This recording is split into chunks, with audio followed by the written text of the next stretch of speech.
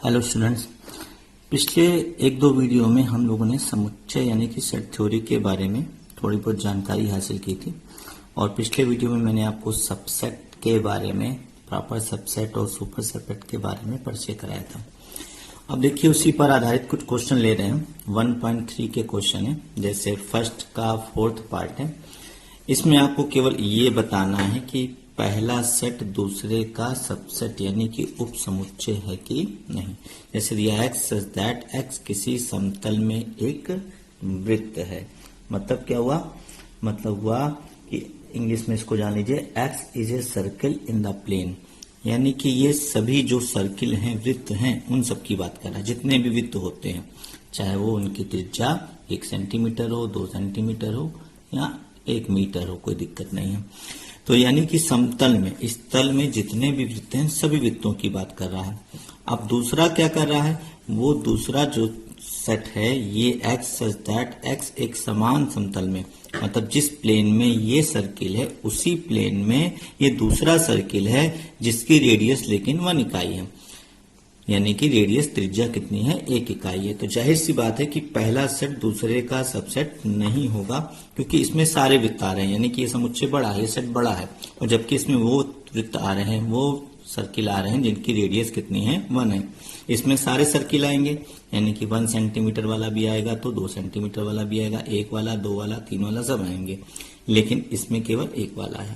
तो ये वाला सेट इसका सबसेट है, बट लेकिन पूछा गया है कि ये इसका सबसेट है कि नहीं, तो लिखेंगे पहला सेट, पहला समुच्चय दूसरे का सबसेट नहीं है। तो ये है आज का आंसर। ऐसे एक क्वेश्चन और देख लीजिए, लिखा है 6 पार्ट है पहले का। यक्स किसी समतल में स्थित एक समबाहु त्रिभुज है, यानी कि किसी प्लेन में एक इक्विलेटरल ट्रायंगल है। समबाहु मतलब equilateral triangle. X is an equilateral triangle in a plane, और दूसरा क्या है? एक्स समतल में स्थित एक ट्रायंगल है। ठीक है।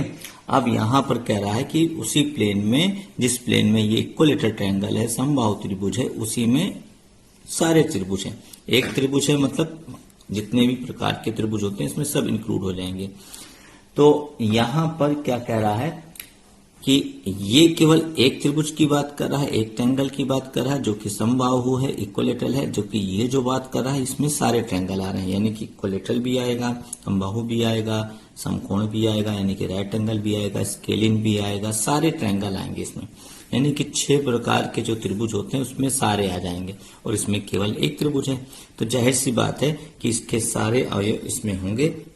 इस वजह से ये इसका क्या कहलाएगा? सबसेट कहलाएगा, क्योंकि इसमें क्या है? समबाहु त्रिभुज भी है, इक्विलेटरल ट्रायंगल भी है। तो यानी कि इसके सारे अवयव, इसके सारे एलिमेंट इसमें होंगे, यानी कि इसके अंदर समबाहु त्रिभुज है। इस वजह से ये इसका क्या है? सबसेट है। तो ये है आपका पहला क्वेश्चन के मैंने 2 पार्ट आपको लगाकर दिखाए। ऐसे ही और देखिएगा, जैसे क्वेश्चन नंबर 3 है ये। ठीक है। क्वेश्चन नंबर 3 में आपसे केवल इतना पूछा गया, ये सेट दे दिया गया है और नीचे बहुत सारे पार्ट दे दिए हैं, बताने हैं ट्रू है कि फॉल्स है। इजी सा क्वेश्चन है, आपको एक कंफ्यूजन दूर कर देते हैं, जिससे कि आप इससे सारे पार्ट अपने आप से ही लगा लेंगे, मेरी कोई आवश्यकता नहीं होगी। क्या वो है? बिलोंग्स टू और सबसेट, यानी कि कोई किसी का एलिमेंट है, अवयव है, और कोई किसी का सबसेट है। इन दोनों चिन्हों का इस्तेमाल कब, कहां, कैसे करते हैं? देखो, मैं आपसे पूछूं एक सरल सा क्वेश्चन कि क्या 1 ए का एलिमेंट है, यानी कि 1 बिलोंग्स टू ए, तो आप देखेंगे कि ये वाली चीज वैसी की वैसी इस सेट में है कि नहीं। अगर है तो ये कथन क्या है, ये स्टेटमेंट क्या है? ट्रू है। तो देखिए 1 इसके अंदर है, हाँ है, इसलिए 1 इज द सबसेट ऑफ ए। अब मैं आपसे 1 इज बिलोंग्स टू ए, यानी कि 1 ए का अवयव है, एलिमेंट है। मेरे मुंह से सबसेट निकल गया, तो सबसेट नहीं है यहाँ पे। मैं आपसे पूछूं 3 बिलोंग्स टू ए, क्या 3 ए का एलिमेंट है? तो आप देखेंगे क्या 3 इस सेट के अंदर है, ए के अंदर है? तो आप देखेंगे 3 इस सेट के अंदर नहीं है, ये किसी दूसरे सेट के अंदर है, लेकिन 4 के साथ है। तो इसको पूरा आप एक एलिमेंट गिनेंगे, यानी कि इसको इस तरह का लिखा गया है, तो ये सत्य नहीं है, फॉल्स है। हाँ, इसको इस तरह लिखा जाएगा 3, 4 कर्ली ब्रैकेट में बिलोंग्स टू ए, यानी कि ये पूरा समुच्चय, ये पूरा सेट इस सेट का क्या है? एलिमेंट है। ऐसे लिखा जाएगा। वैसे का वैसा ये पूरा वैसा होना चाहिए। अगर बिलोंग्स टू का चिन्ह लगा है यानी कि आपको ये जो सिंबल लगा है तो इसमें जिस भी अवयव जिस भी एलिमेंट के साथ ये सिंबल आपने लगाया है, ठीक है, वो वैसे का वैसा उस सेट के अंदर होना चाहिए। अब बात करते हैं सबसेट का चिन्ह कैसे लगता है, उप समुच्चय का चिन्ह। तो अंदर लिखे हुए एलिमेंट, कोई भी एलिमेंट ले लो, जैसे 5 ले लिया आपने, 5 इसके साथ क्या लगा दिया, मझला ब्रैकेट कर ली।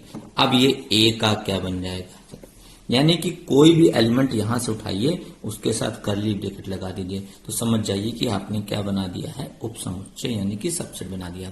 जैसे ये 3 4 वाले लेते हैं, एक करली ब्रैकेट मझला ब्रैकेट पहले ही लगा है, एक और लगा दीजिए क्योंकि ये तो एलिमेंट है ना। अब आपने करली ब्रैकेट लगा दिया, अब ये ए का क्या बन जाएगा, सबसेट बन जाएगा। तो इस तरह से आपको ये ध्यान देना है कि सबसेट का साइन कब लगाएंगे, जब अंदर के एलिमेंट को उठाइए और उसके साथ मझला यानी करली ब्रैकेट लगा दीजिए। वैसे का वैसे लिख देंगे तो आपको कौन सा चिन्ह लगेगा, बिलोंग्स टू।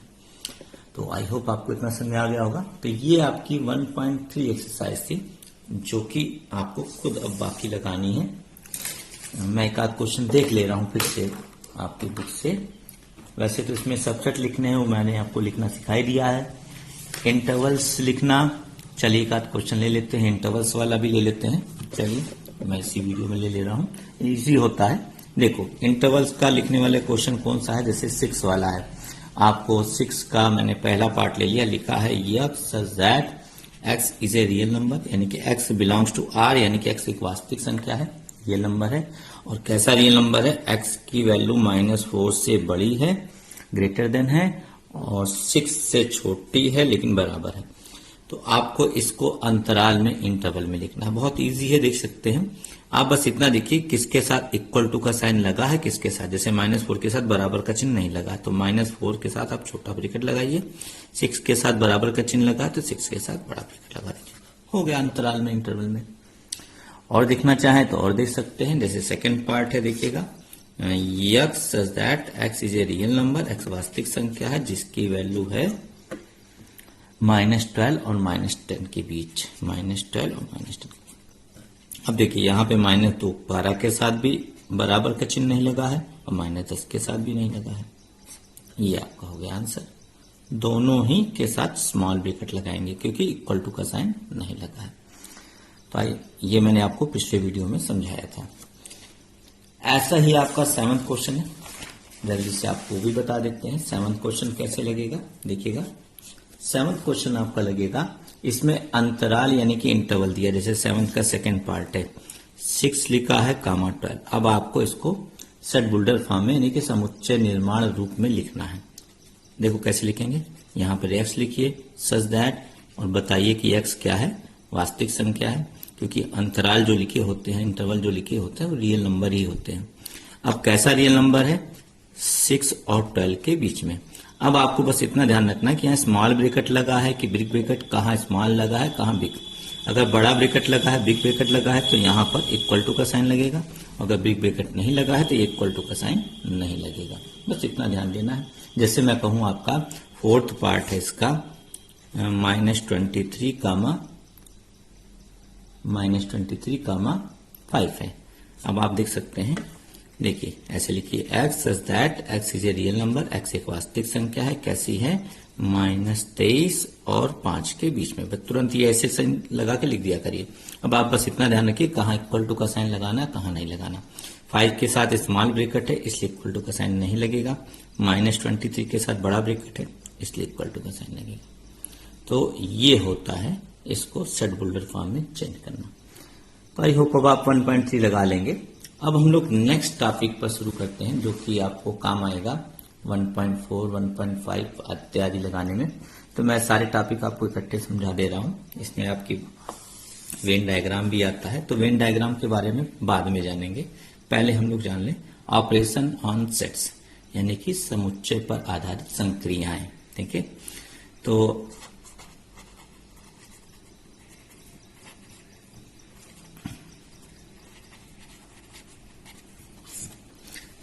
कौन कौन से हैं। पहला है आपका यूनियन, यानी कि समुच्चयों का संघ। यूनियन यानी कि संघ क्या होता है। इसका सिंबल ये यू जैसा होता है, ठीक है। तो संघ यानी कि यूनियन क्या होता है समझिएगा। मान लीजिए मेरे पास दो सेट हैं, दो समुच्चय हैं, और ये समुच्चय ए का एलिमेंट है, ये समुच्चय बी के मान लीजिए एलिमेंट है। हम एक ऐसा सेट बनाएं, एक ऐसा समुच्चय बनाएं जिसमें कि इसके सारे एलिमेंट आ जाए, कोई एलिमेंट छूटे ना, और कोई भी एलिमेंट जो कॉमन हो वो भी लिखा जाए, लेकिन रिपीट नहीं करना होता है। तो ये इन दोनों समुच्चयों का क्या कहलाता है, यूनियन। यानी कि यूनियन में वो सारे एलिमेंट, वो सारे अवयव ले लिए जाते हैं जो दिए गए सेट में होते हैं। कई स्टूडेंट्स यूनियन और यूनिवर्सल में कंफ्यूजन हो जाता है, क्योंकि यूनिवर्सल में भी दोनों के समुच्चय के सारे अवयव लिए जाते हैं, लेकिन ध्यान रखिएगा कि यूनिवर्सल जो होता है, यूनिवर्सल उसमें भी 1 2 3 4 लिए जाएंगे, लेकिन आप चाहें तो उसमें एक्स्ट्रा एलिमेंट भी लिख सकते हैं। जैसे 1 2 3 4 लिखा है, 5 भी लिख दीजिए, 6 भी लिख दीजिए, कोई दिक्कत नहीं, तब भी ये यूनिवर्सल कहलाएगा। लेकिन यूनियन में केवल इसके सारे एलिमेंट लिए जाते हैं और कोई एक्स्ट्रा नहीं रहता। ये यूनिवर्सल का काम कर सकता है, यानी कि हम कह सकते हैं कि ये इन दोनों सेट का क्या है, समष्टि समुच्चय है, यूनिवर्सल है। लेकिन यूनिवर्सल यूनियन का काम नहीं करता, ये ध्यान रखिएगा।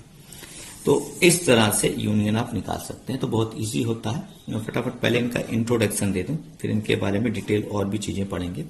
इसके बाद आता है इंटरसेक्शन। इंटरसेक्शन, इसका सिंबल ये होता है, हिंदी में इसको उभयनिष्ठ या सर्वनिष्ठ बोलते हैं। इंटरसेक्शन क्या होता है, यूनियन का ठीक उल्टा। यूनियन कटोरी नुमा होता है, तो ये टोपी नुमा होता है। देखिए इंटरसेक्शन क्या होता है, जैसे मैंने एक समुच्चय लिया 1 2 3, उदाहरण देखिए आपको फटाफट परिचय करा दे रहा हूं। ये दूसरा समुच्चय लिया, मुझे इन दोनों का इंटरसेक्शन लेना है। इंटरसेक्शन, जिसका नाम हिंदी में क्लियर है, सर्वनिष्ठ उभयनिष्ठ यानी कि कॉमन, यानी कि वो एलिमेंट लीजिए जो दोनों में उभयनिष्ठ हो, कॉमन। 2 3 कॉमन होगा, जो कॉमन नहीं होंगे वो नहीं लिए जाएंगे। तो इंटरसेक्शन में जब भी कोई एलिमेंट देखिए आप, तो समझ जाइए कि ये एलिमेंट दोनों समुच्चय में रहा होगा, पहले में भी रहा होगा और दूसरे में भी। इनके कुछ गुण होते हैं, उनके बारे में आपको परिचय दिया जाएगा, लेकिन मैं पहले फटाफट आपको इनका पहले इंट्रोडक्शन दे रहा हूं कि यूनियन क्या होते हैं, इंटरसेक्शन क्या होते हैं।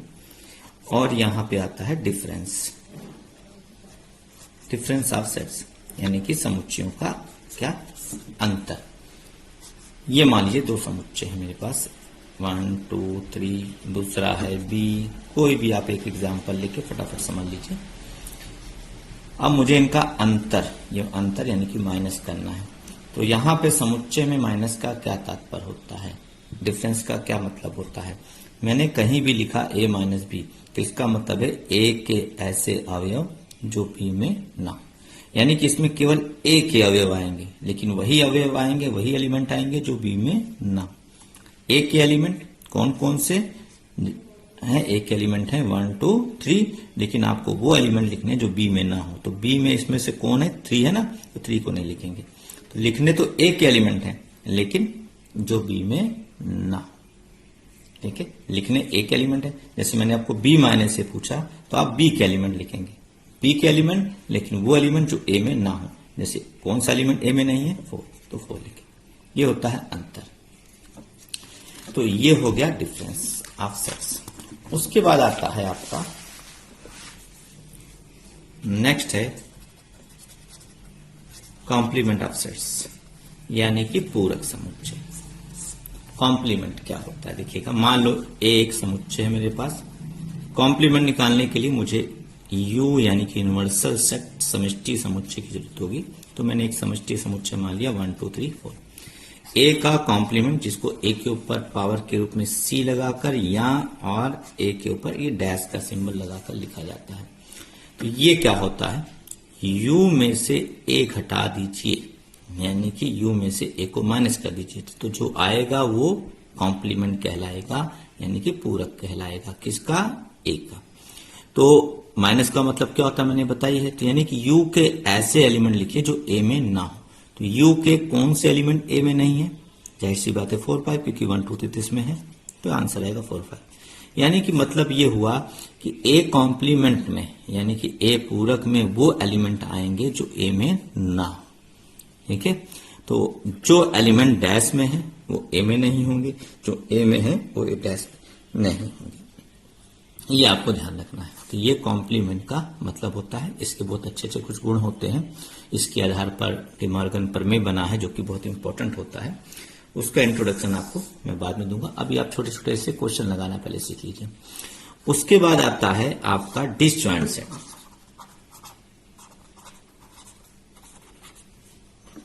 यानी कि हिंदी में इसको विसंधित समुच्चय भी बोलते हैं। तो विसंधित या डिसजॉइंट सेट क्या होते हैं? ऐसे सेट, ऐसे समुच्चय जिनमें कोई एलिमेंट कॉमन ना हो। 5 जैसे मैंने लिखा, मान लो कि एग्जांपल ले लिया, x सच दैट x सम संख्या है, सम प्राकृतिक संख्या है, जो भी लिख दीजिए आगे।